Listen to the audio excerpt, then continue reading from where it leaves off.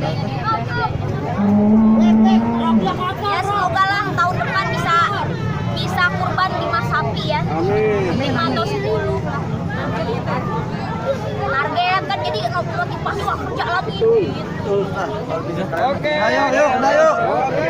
Oh ya dikasih saran nih sama media nanti belinya yang jumbo katanya. Bang, cabut bang.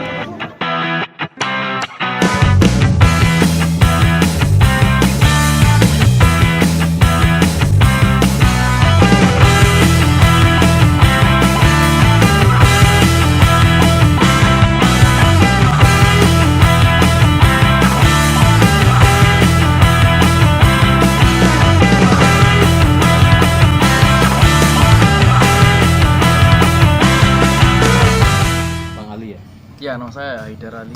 Wah, Haidar Ali. Haidar Ali. Oh. Haidar Ali. Terus ini bisnis apa?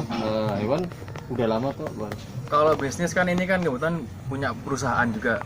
Oh, Jadi apa? perusahaan kita itu udah mulai tahun 2014 udah ada. Namanya apa? Namanya Basai Farm.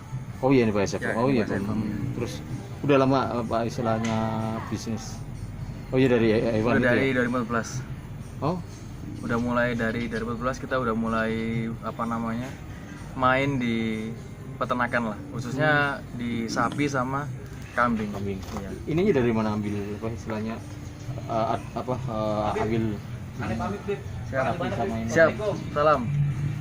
Sapi sama Gil. Iya. Tayang kapan nanya ini?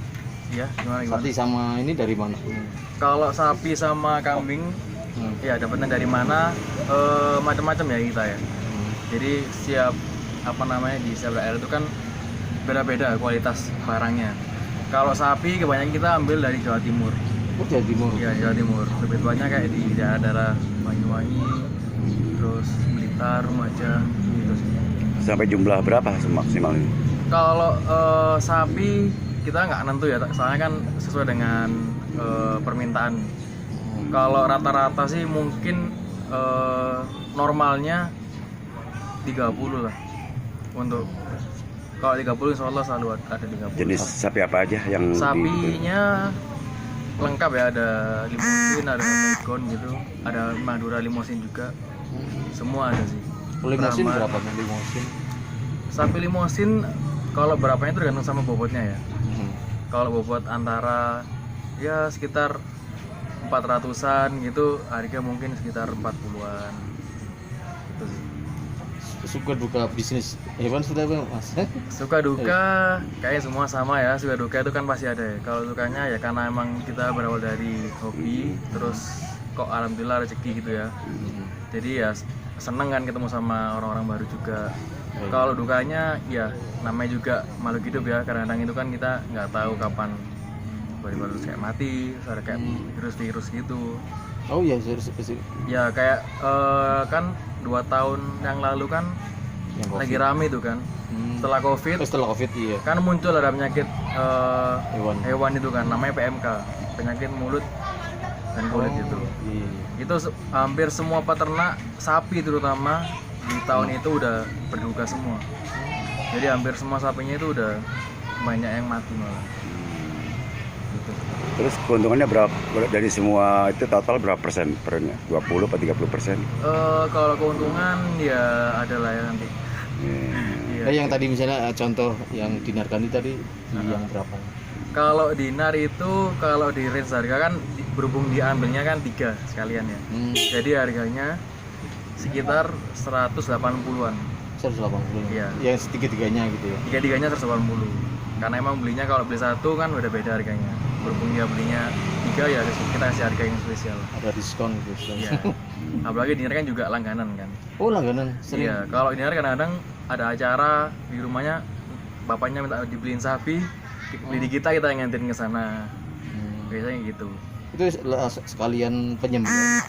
Kalau yang acara yang bukan di momen Idul Adha ya, kita mungkin bisa bantu buat sembelih gitu ya. Karena kalau kita kan di Surabaya nih. Di Surabaya itu kan kita juga di hari H kan motong juga sapi. Jadi istilahnya kita nggak bisa bantuin nyembelih sih. Kalau Idul Adha gitu. Iya, Kalau hari kalau biasa lepas dari Idul Adha, selama emang apa namanya kita nggak berbenturan, bisa nanti diatur. ini domisili Surabaya Pak, Jakarta. Kalau domisili memang di Surabaya, tapi kalau peternakan kita ada di Malang. Kalau di Malang itu lebih fokusnya, kan kita kan juga main di kontes nih, perlombaan kambing seni. Oh iya. Ya itu apa namanya di Malang kandangnya itu. Kalau yang sini apa ini? Kalau yang sini memang kita ini kan sebelumnya saya ini kandang di daerah sini juga di Gondrong. Iya. Udah lama sih, hampir 3-4 tahunan. Udah punya Terus apa namanya kita pindah ke sini, di daerah sini sekarang. Gitu sih. Udah lama. Kalau yang di daerah sini masih fokusnya ke sapi ya. Iya, iya. Karena emang permintaan sapinya kan juga lebih banyak di daerah Jakarta dan sekitarnya sini ya. Untuk tahun ini aman ya, nggak ada istilahnya ada. Ya alhamdulillah aman sih. Untuk tahun ini yang paling laku sapi lokal atau sapi dari impor, Bang?